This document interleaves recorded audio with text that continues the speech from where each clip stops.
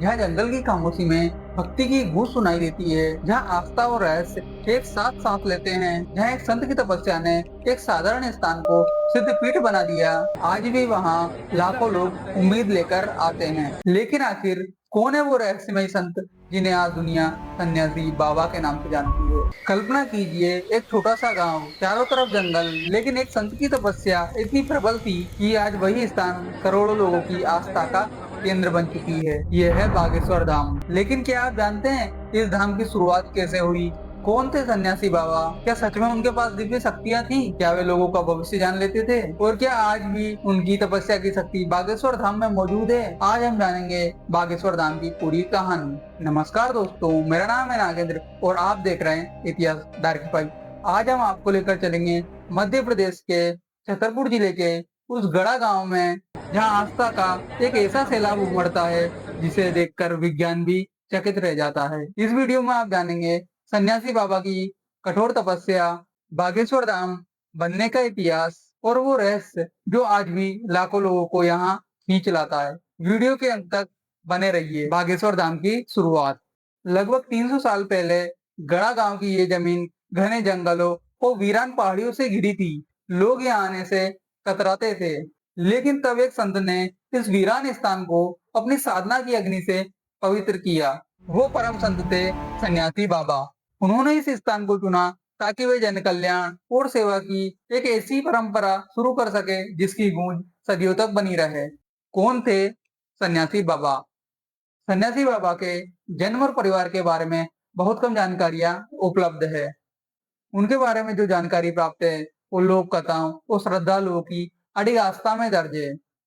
मान्यता ये है कि उन्होंने बहुत कम उम्र में ही सांसारिक जीवन का त्याग कर दिया था। उन्होंने घने जंगलों में एकांतवास किया और भगवान हनुमान जी की कठोर आराधना शुरू की और लोगों की समस्याओं का समाधान करना शुरू किया। बाबा, मेरी समस्या का निवारण करें। क्या सन्यासी बाबा के पास दिव्य शक्तियां थी? लेकिन दोस्तों, सबसे बड़ा सवाल आज भी यही है कि सन्यासी बाबा के पास क्या वास्तव में दिव्य शक्तियां थी? भक्तों का दावा है कि बाबा बिना बताए लोगों की समस्याएं जान लेते। कई लोग कहते हैं कि वे किसी के भी मन की बात पढ़ लेते हैं, और कुछ लोग तो ऐसा मानते हैं कि उनकी कृपा से असंभव कार्य भी संभव हो जाते हैं। लेकिन लाखों लोगों की आस्था आज भी इन कहानियों में जीवित है।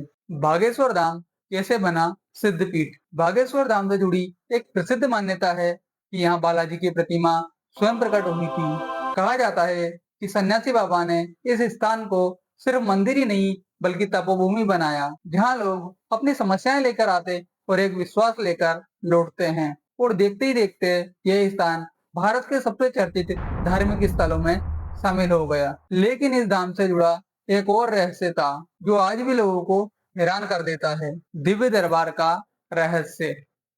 कहा जाता है सन्यासी बाबा के समय से ही यहाँ पर लोगों की समस्याओं का समाधान किया जाता था। आज इसे दिव्य दरबार के नाम से जाना जाता है। लाखों श्रद्धालु अपनी परेशानियां लेकर आते हैं। कुछ लोग इसे भगवान बालाजी की कृपा मानते हैं, कुछ लोग इसे आध्यात्मिक शक्ति मानते हैं, तो कुछ लोग इसे आस्था मानते हैं। लेकिन सवाल आज भी वही है, क्या सच में ये सब एक दिव्य शक्ति का परिणाम है या फिर विश्वास की ताकत? इसका जवाब शायद आज तक कोई नहीं जान पाया। धीरेन्द्र कृष्ण शास्त्री और गुरु परंपरा। आज बागेश्वर धाम के प्रमुख पंडित धीरेन्द्र कृष्ण शास्त्री हैं। बागेश्वर धाम की अधिक जानकारी के अनुसार आज वे उसी गुरु परंपरा को आगे बढ़ा रहे हैं जिसकी नींव सन्यासी बाबा ने करीब 300 साल पहले रखी थी। आज लाखों श्रद्धालु उनके दिव्य दरबार में पहुंचते हैं, जहां लोग अपनी समस्याओं का समाधान और आध्यात्मिक मार्गदर्शन की आशा लेकर आते हैं। सबसे बड़ा रहस्य। लेकिन सवाल आज भी वही है, क्या सन्यासी बाबा की शक्तियां आज भी बागेश्वर धाम में मौजूद है? जवाब जो भी हो,